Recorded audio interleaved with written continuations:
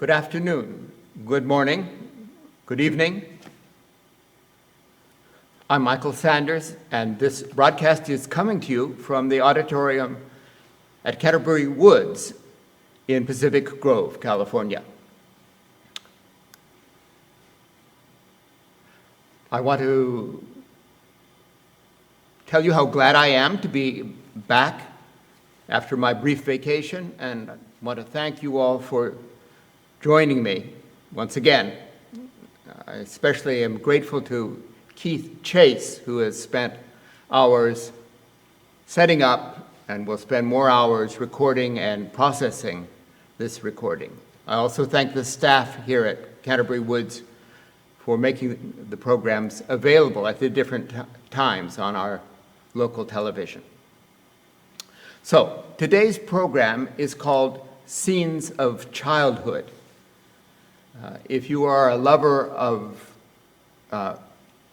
early 19th century piano music, you will probably think immediately of Robert Schumann's set of 13 pieces called Scenes of Childhood, dating from 1838.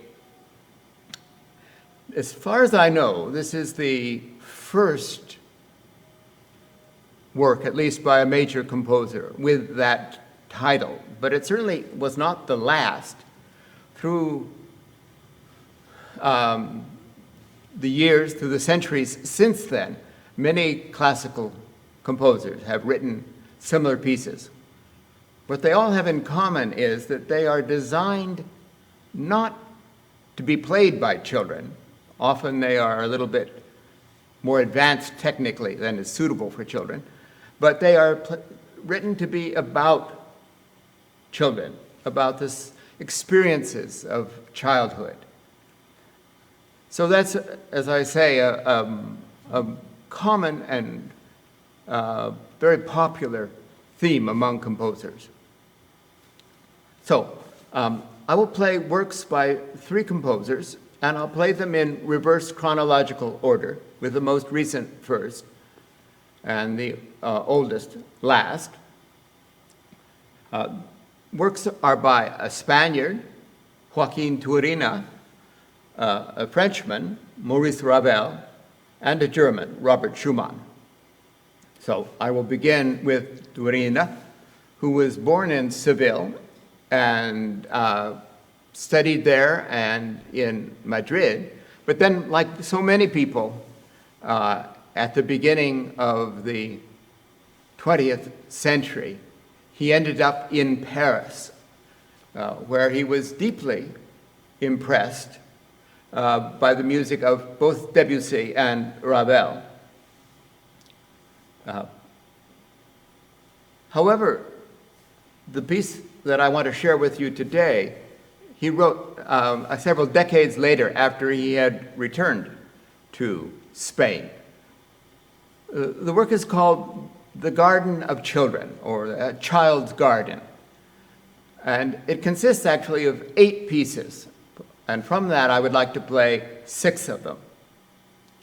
So the first of these 6 pieces that I will play is called March.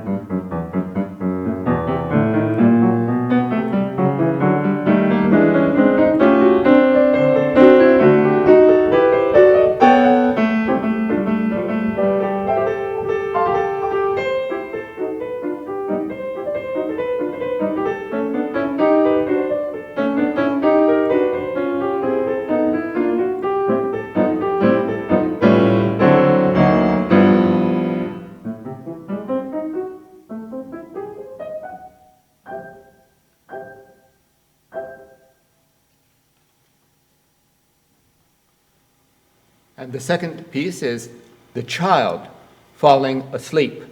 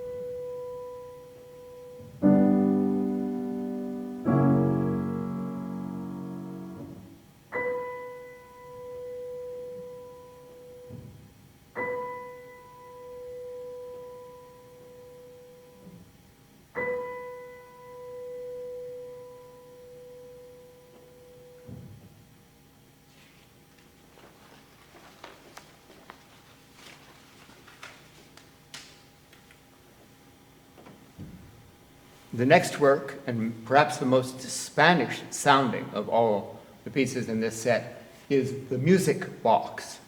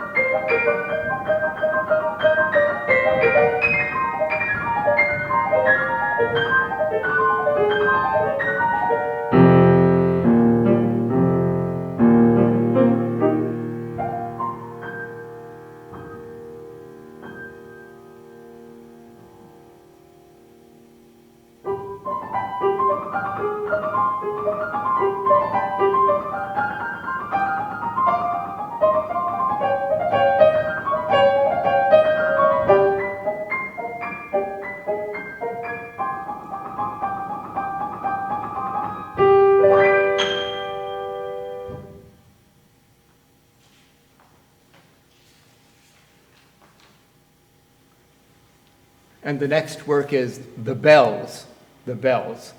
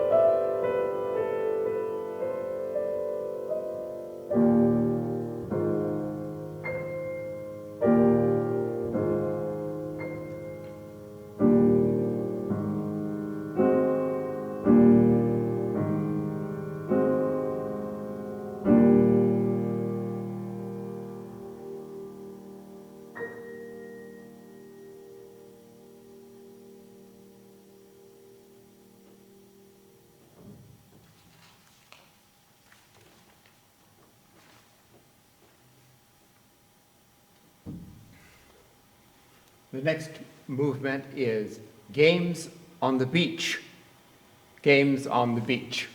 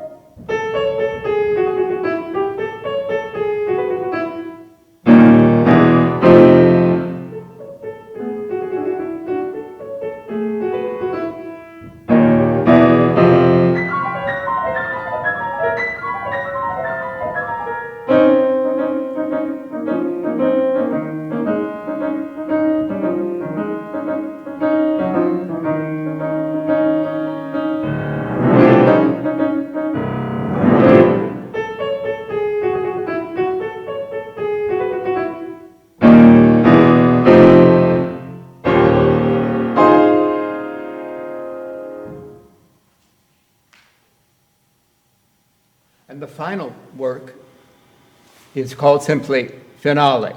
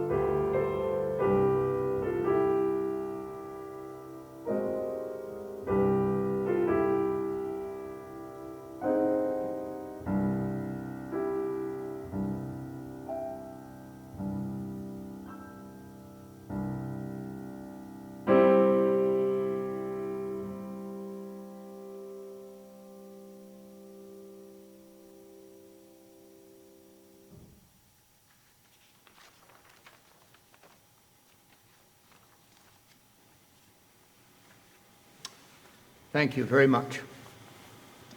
Now, at the same time that Turina was in Paris studying piano and composition, both Debussy and Ravel were prominent composers.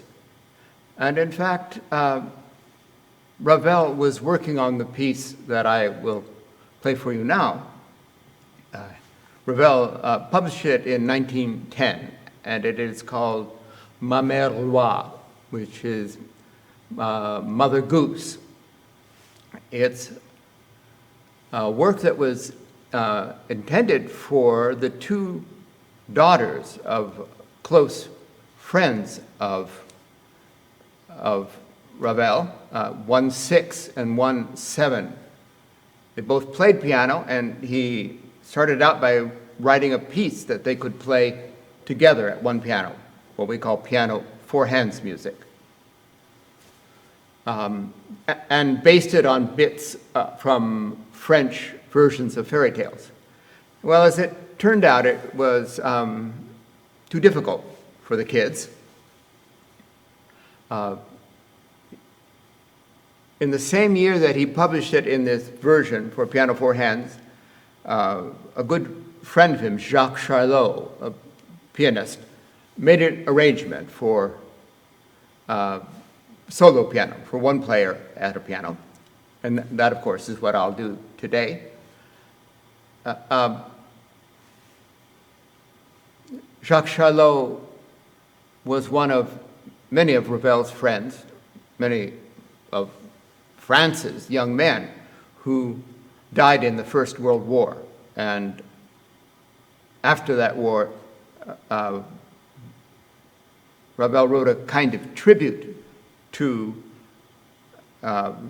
those people, a set of 6 pieces, and dedicated them to 6 of his friends. And the first of the pieces, the toccata from the memorial to Couperin, is dedicated to Jacques Charlot. So we can assume that this arrangement for piano two hands met with Ravel's approval. And actually, most of the time, it's fairly straightforward to transcribe a piece for 4 hands to a piece for 2 hands. You just have each hand play twice as many notes. So anyway, the pieces, as I mentioned, are based on French fairy tales, which are somewhat different from their English language versions. The first of the pieces, and the shortest, and perhaps the only one that was playable by the 2 girls, is the Pavane for the Sleeping Beauty. Pavane is a slow, formal dance, and this is one of Ravel's simplest and most touching compositions. Pavane for the Sleeping Beauty.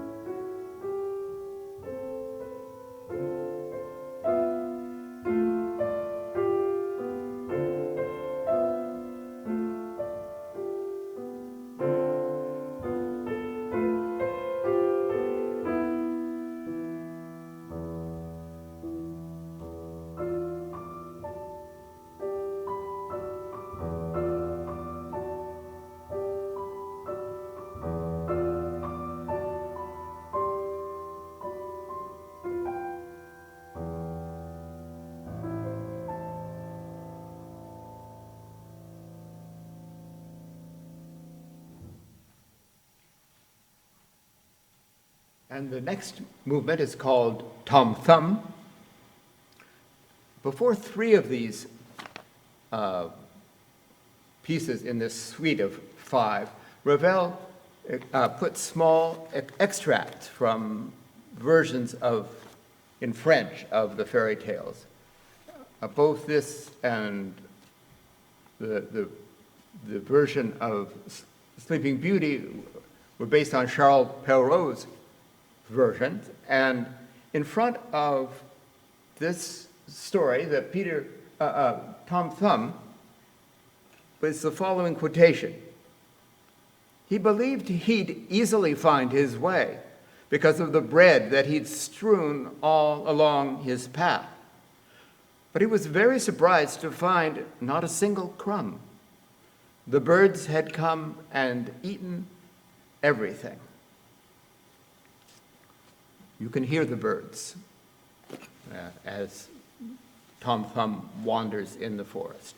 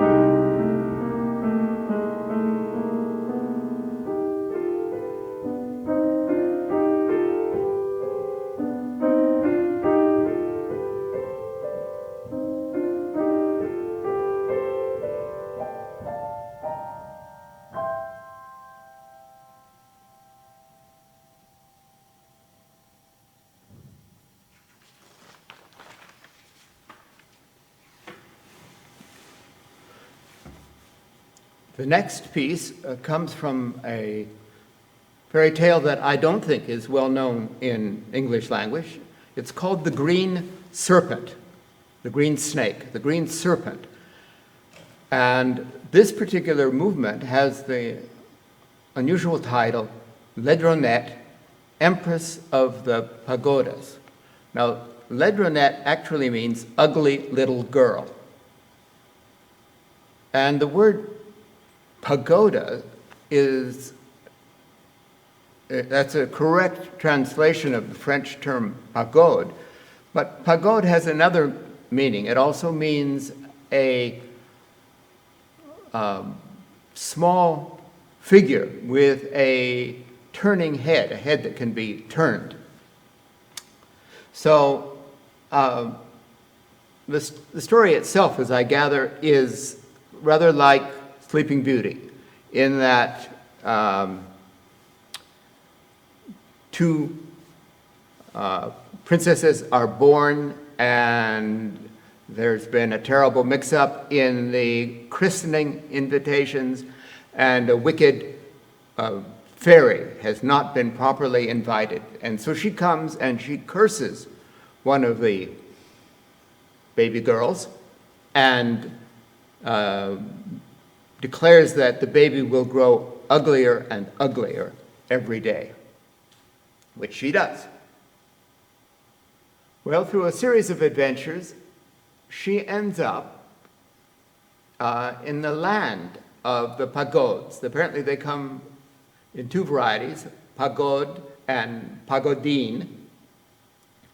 And the extract that Ravel uses to preface this movement, very French, goes like this. She undressed and got into the bath. Immediately, pagods and pagodines appeared to sing and play instruments. Some had theorbos made from a walnut shell. Some had viols made from an almond shell, because it was essential that the instruments fitted their sizes.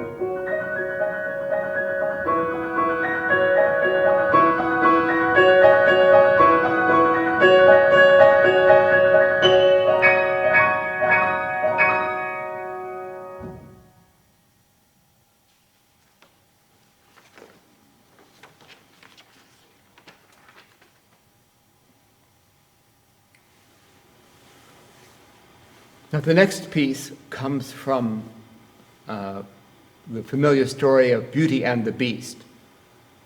Not our English language version and not our Disney version, but its own French version. Ravel has prefaced the work with 3 different quotations.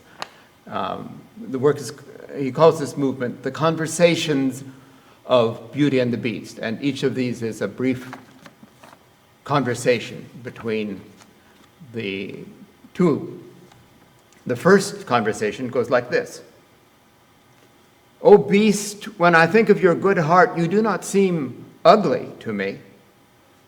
"Oh yes, my lady, my heart is good, though I am a monster.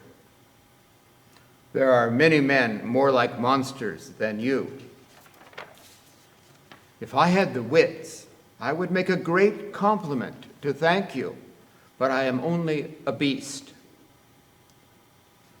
And the second conversation.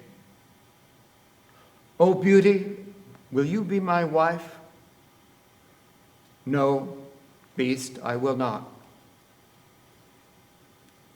And the third conversation.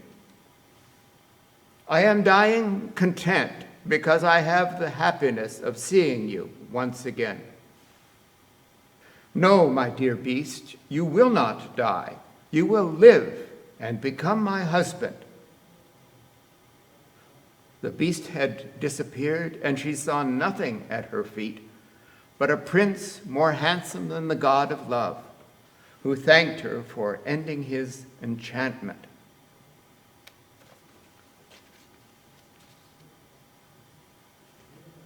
A little while after Ravel had published the piano version, he made an orchestral version for small orchestra, which is transcendently wonderful.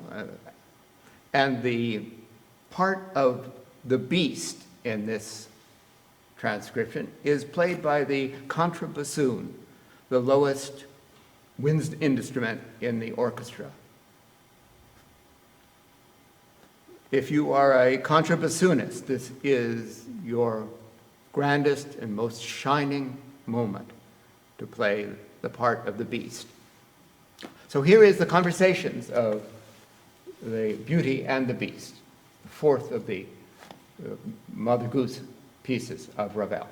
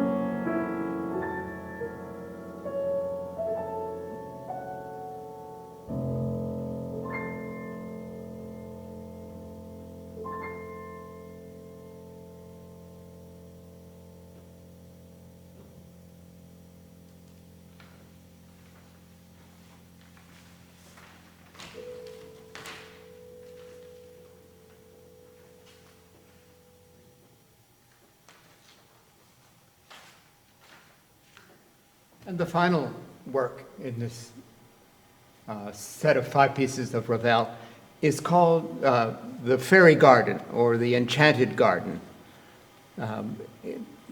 It doesn't seem to be directly connected with one of the familiar fairy tales, but when Ravel later turned this whole set into a ballet, the last scene, which takes place in a garden, was the awakening of Sleeping Beauty.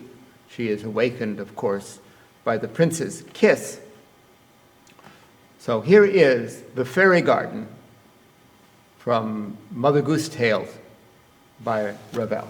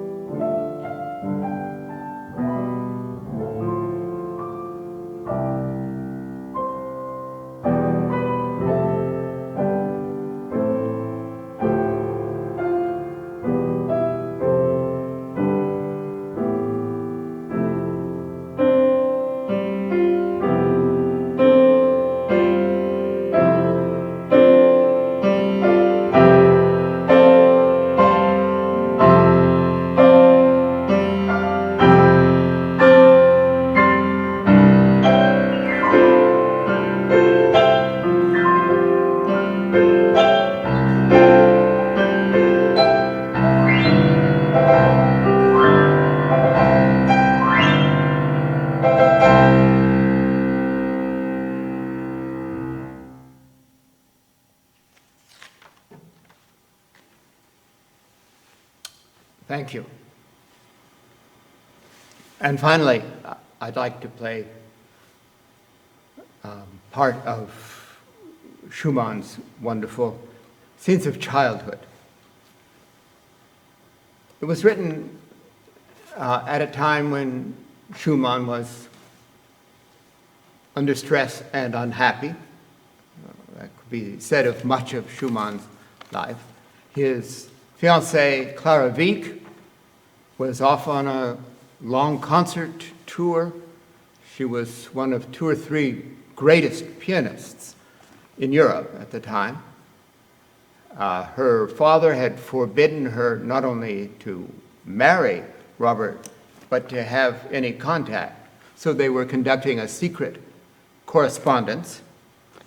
He wrote to her in March of 1838. He said, "I have been waiting for your letter and have in the meantime filled several books with pieces. You once said to me that I often seemed like a child, and I suddenly got inspired and knocked off around 30 quaint little pieces. I selected several and titled them Kinderzähne, which means scenes of childhood. You will enjoy them, though you will need to forget that you are a virtuoso when you play them.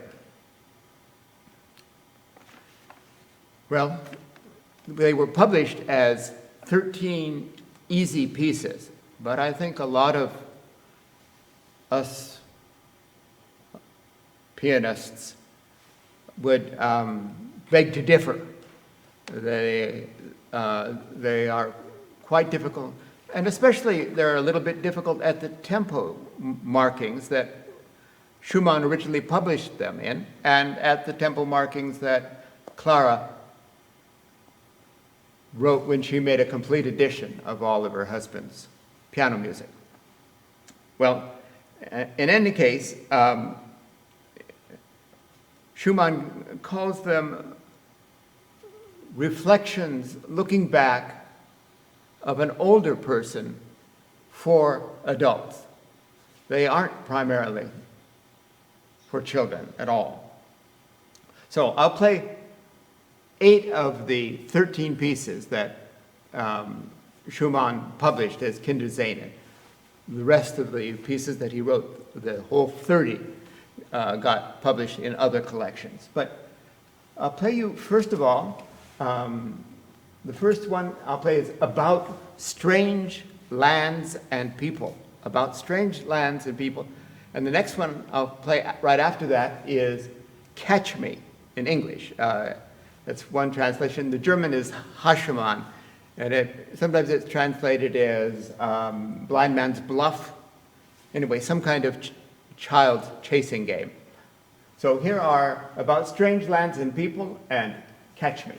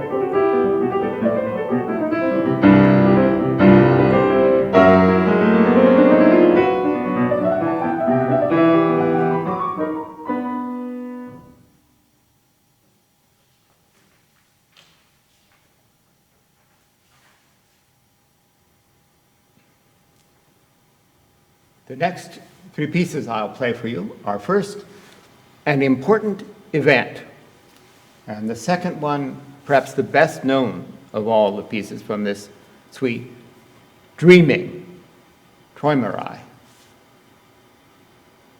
And the third one, usually it's translated as Night of the Rocking Horse, but technically it's not a rocking horse, it's a stick with a horse's head on it. So we'll call it a stick horse.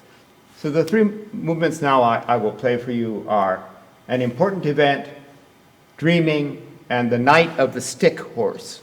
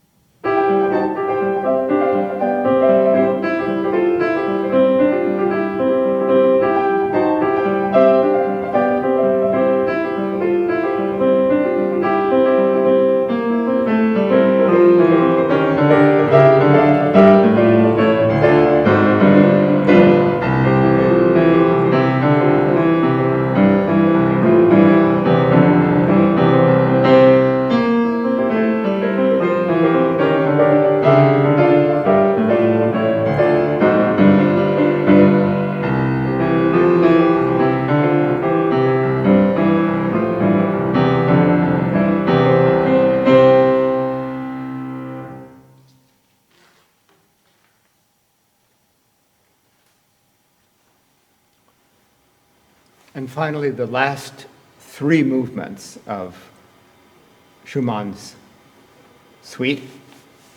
The first one is called Frightening, Frightening. The second one is Child Falling Asleep. And the final one is called The Poet Speaks. This last movement is extraordinary. It's as if we realize that we have seen all these scenes of childhood through the eyes of the poet, the composer, the painter, the writer, whatever. And now it's as if the poet turns to us for a moment and says something. What he says is beyond the power of language to express, but music expresses it. So here are the three movements: frightening, child falling asleep, and the poet speaks. And with that, I will end the program.